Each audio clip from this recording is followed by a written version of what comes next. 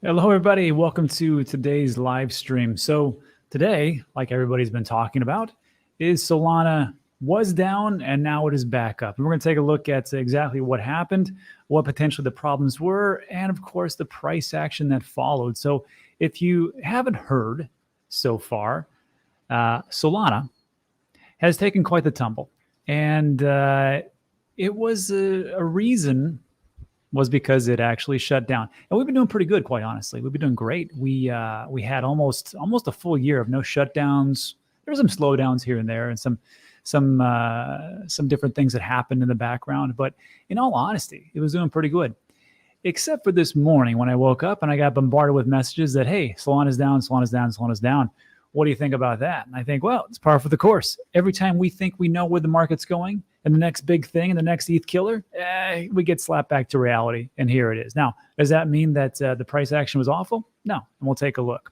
So I just put this tweet out. Gosh, this was probably 2-3 hours ago. Oh my God, almost 4 hours ago. And I said, hey, well, we had a good run.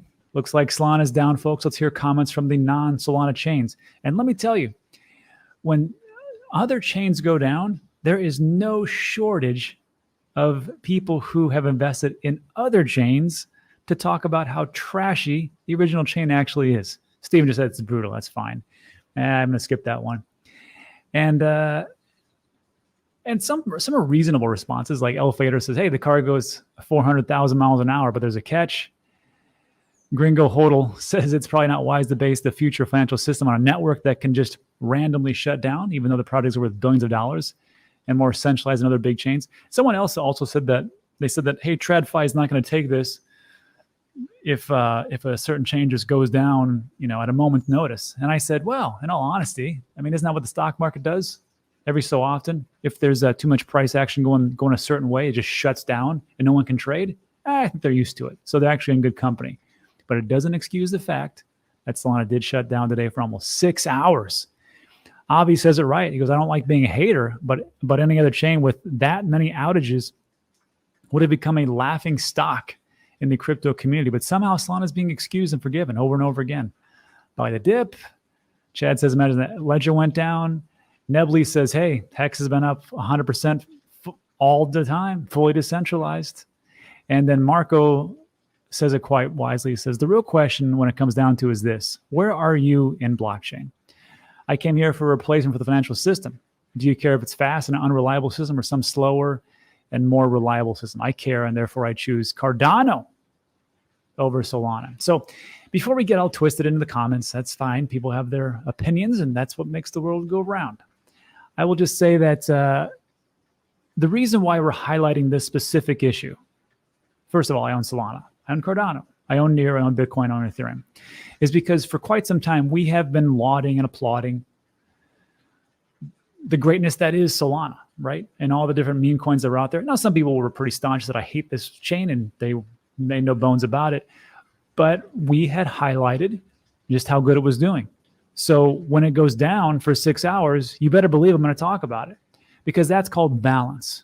And that's where everything becomes fair. So I sent this out. This is from a website, SoulScan. You can find the link in the description. You can verify this data yourself. And then you get to see that under here on February 6th at 09:48 UTC time, 111 minutes, almost essentially 2 hours, there was no transactions, no TPS, transaction per second, nothing. And then, of course, right now you can go and verify that, yes, it's skyrocketed up to 3,000, 3.2. Congratulations. And if you also look at SoulScan under transactions, you can see that this was the screenshot that I put on my X account to show people, like, look, the most recent one was 2 hours ago. So if anybody's saying, no, it wasn't down, no, it was just a slowdown, no, it went down. And of course, right now we can see that, yes, everything's going just fine. Less than a minute ago, all these transactions came through. Although I am concerned, though, because some of these transactions seem to keep, I don't know if this is failing or if there's an error or what's going on, but that's what's happening on Solana. Don't shoot the messenger, just showing you what the heck's going on, what's happening.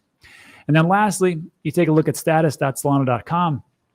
We can see that, yes, the outage began at approximately 09:53 UTC, lasting 5 hours, almost 6. Let's round up. So when anybody says it's a slowdown and it wasn't really an outage, it's an outage. Can we just agree that? I don't know how many other places I got to find this, but this is directly from Solana. It was an outage. It was just an outage. It was an outage.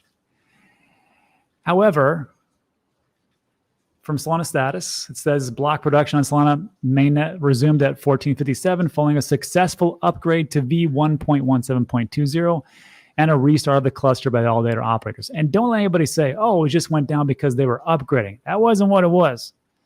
Over here, block production on Solana mainnet resumed at 1457 following a successful upgrade to V1.17.20 and a restart of the cluster by valid operators. Engineers will continue to monitor performance on a network. Operations are restored. And again, the outage began at 09:53. That was 5 hours ago. So don't tell me that it was just because of a upgrade. Okay. We cool? Great. Now here's what the price action did.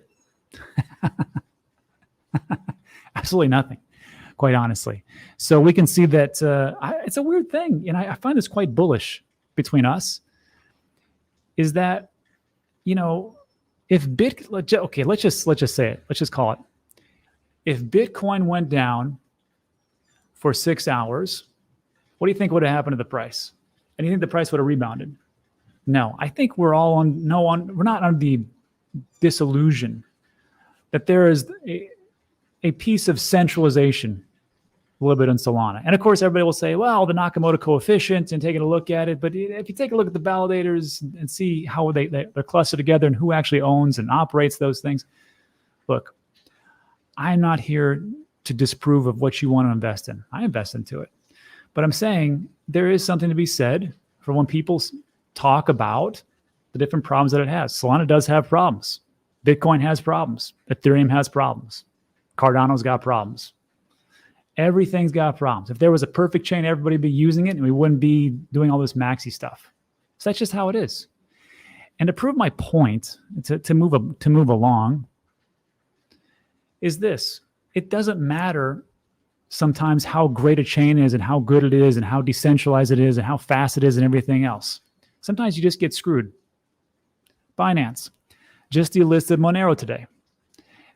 And the price obviously tumbled 20%. And it'll probably keep tumbling. I don't know if it's going to rebound or not, but that's a big blow. Is that because Monero is awful? No, it's a great chain. It does great things, and especially if you're doing privacy transactions. So why is it down 20%? It's because one exchange decided, hey, we're not going to keep having this. And there's probably a reason for that, because the US government got their tentacles into them after they sued CZ and Binance together. And there was provisions made. So I'm not going to delve into that cesspool, but I'm just saying sometimes it's not the greatest chain that wins. Sometimes it's just happenstance and crappy luck, quite honestly. And then to prove my point further, I put out this tweet. And I said, look, I'm going to take a tour across North America and Europe this year, which we probably will do. We are doing. And I need recommendations for the best restaurants in your city. Because when I went to, I've gone to Europe twice for for Coin Bureau's event to speak there. And every time I went there, I had the worst food because I got stuck in a bunch of tourist traps. So I said, hey, what's a good place to eat? And a lot of people, Petruccio, says, hey, man, if you're in Portugal, Sushi Star, Latraria for beers, if you come DM me, I'll do that, yeah. Crypto Golfer, Captain Harams in Sebastian, Florida, great food. And then Chris Pax, if you're in Boston, an Italian restaurant, North End is fantastic. And then just on and on. Mostly it's people going, hey, hit me up for beers, which sounds good too. But a lot of people are just telling me like, look, these are the greatest restaurants. You need to go here. And I get you. They are great. They're probably awesome. They're probably super tasty. Probably price is right. Ambience is fantastic. The cook is top notch. But guess what? All these places pale in comparison to the winner. And the winner is McDonald's. McDonald's. And it's not because McDonald's is awesome. McDonald's is horrible. You know, it's just bad food. However, and some would say, well, it's fast. Is it really that fast? Have you been to McDonald's lately? Try getting some food. It's probably actually kind of slow. And some people say, well, it's cheap. Have you been to McDonald's lately? It's not even that cheap anymore. It doesn't matter sometimes. Sometimes you just get one of the worst becomes the best just because of marketing and know-how and public hype and things behind it. And that is why I'm always stressing the fact to diversify. I don't care what you think is going to rule the world in the future. The truth of the matter is, of what I can tell, is that no chain is perfect right now. I could be wrong. Maybe there's a perfect chain out there. Enlighten me in the comment section. But this is why I diversify. And Bitcoin's the most battle tested. That's why I have mostly Bitcoin. So I know right now everybody is squinting their eyes to see if I have invested into their token. And it doesn't matter. Do you think I'm a genius? I'm not. I'm actually not that smart. I've just been here a lot longer than most of you. And that's why I've been successful, because I've stuck around. And that's really all you got to do. It's just like the army. Just wear the right uniform, show up, and you get promoted. It's very simple. The big thing is, though, when are we actually going to sell? And that's it. That's all I really wanted to talk about on this piece. So look, let me just think about that in the comments section, and we'll go from there. Also, before we get into Q&A, I've got a special guest rolling in a little bit, and I want to talk to you guys about this, Celsius. So Celsius exit bankruptcy. Apparently, it's happened right now. Aaron Bennett has done fantastic videos on what's happening, and of course, you're getting your money back, everybody. Now, you're not being made 100% whole and everything else.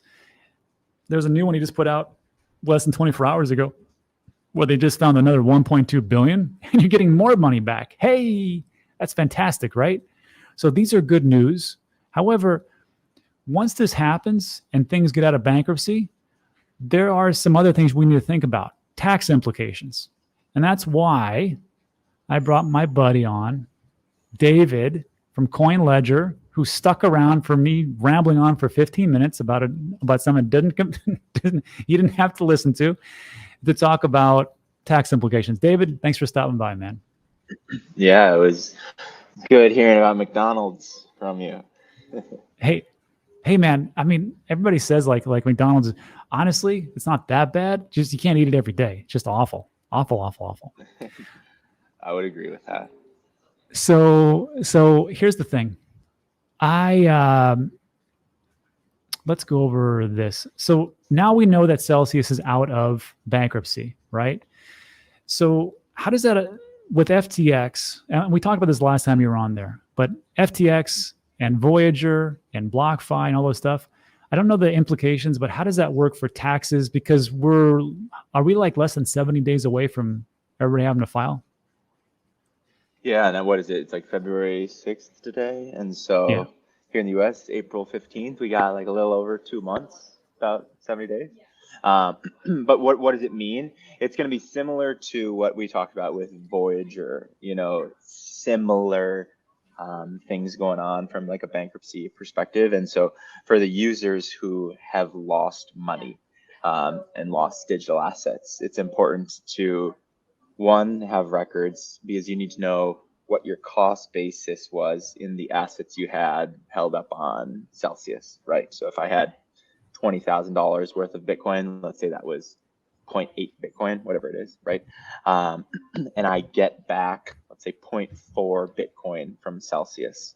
Well, my basis of $20,000 still applies to that 0.4 Bitcoin, so that should I ever dispose of that Bitcoin, I get to realize that loss or potentially gain, but I'm benefiting from that taxable loss essentially, right? Because if my basis is 20,000 and I wind up selling 0.4 Bitcoin for 10,000, I get that $10,000 loss benefiting me on my taxes.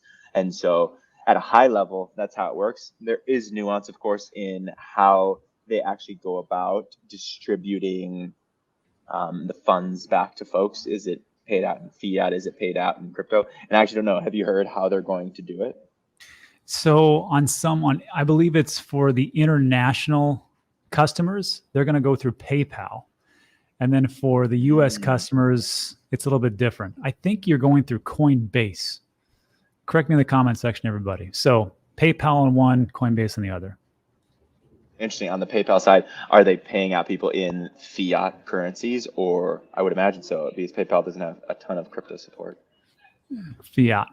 I know they have some fiat. Yeah. So that's a good example where if you're getting paid in fiat, you have what's likely a taxable event, because if you lost Ethereum, let's say your basis in the Ethereum that you lost access to was $50,000, and let's say you get $20,000 worth of fiat back, that's a taxable event, and you realized $30,000 of losses.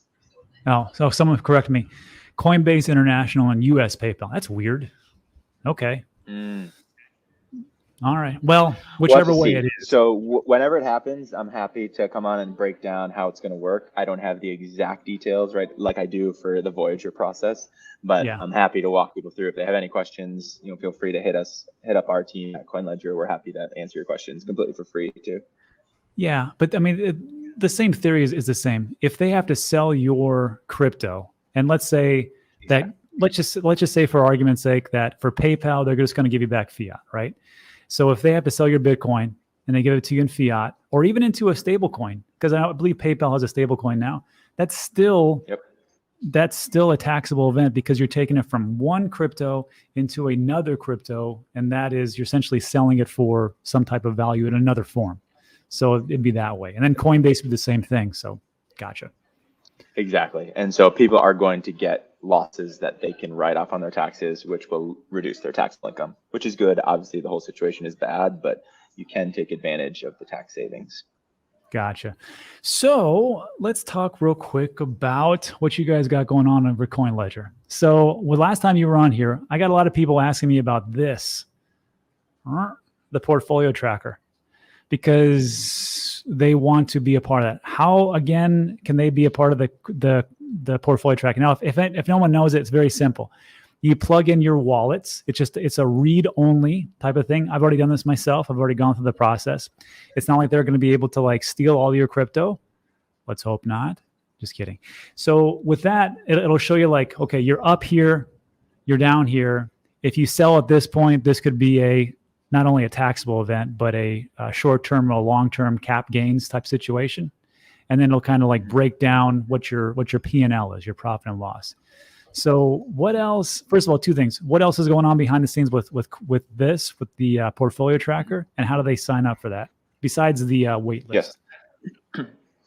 So to get the portfolio tracker is something we've been building for now about a year and a half. Historically we've been very tax focused, tax first, but now we're essentially expanding our infrastructure to do more real-time reporting, show real-time, hear all your assets across all of your wallets. Here's where you're in profits. Here's where in your loss position. Exactly what you said. That product is right now code complete. It's done. We're just going through the final phases of testing with it, making sure that all edge cases are ironed out. There's no gaping problems. And so in the next 2 weeks, it's going to go to its formal beta launch. But if you want access now, all you got to do is simply sign up for CoinLedger and ping help@coinledger.io with your username saying, hey, I want access to the portfolio tracker. And then our team will essentially just add your username, email address to an automation on our side, which will kick out an email to you saying, hey, here's your access to CoinLedger portfolio tracker. Keep in mind, it's still beta, so we're still doing that testing, ironing out things, but you can get access to that now. Just got to go sign up and ping our team saying, hey, I want access with your email, and we'll kick that off. Gotcha. And then the big question, how much is it per month? So the portfolio tracker is free. So that's going to be a completely free product. People can jump in, connect their wallets. Like you said, you don't actually have to connect your wallet. You can just paste your address. We don't need any access of any of that. So no ability to steal any crypto, but totally free. And then, we monetize, aka we make money by selling tax reports. So if we do a good job tracking your portfolio and you like what we're doing, maybe you'll eventually want to buy a tax report from us, which is the business model. Although I would just tell everybody, look, if you've got 5 or 10 transactions, or even up to 50, I think, I don't think you really need this. I think you can do it yourself. But for me, and for some of the other people who have been around for quite some time, this is just, there's only one commodity in the entire planet that you can't buy more of, and that's time. I will pay for time every single chance I get, because I mean, we don't know how much time we have on this planet. So I will pay for this because I don't want to roll through a bunch of spreadsheets and do it myself and go over this and that. I just sign up. First of all, there's a core feature. It's free. And then if you have up to 100 transactions, it's $50. Investors, 100. And then me, I've got more. I'm not a pro, but I'm just saying I got a lot of different transactions. It's over 3,000 plus. It's $200. And then I just send it over to my CPA and she does all the heavy lifting. So that is it in a nutshell, if you guys want to try it. So that's what I've been using. And David, we've been doing this, this is our third year, right? Yeah, you've been an awesome partner of ours, and this is year 3 with working with you. So, you know, it's fun to keep it rolling and keep building new stuff. I know. Aristotle Plato says, Rob sounds like a home shopping channel presenter. I got to tell you, it's not too far off.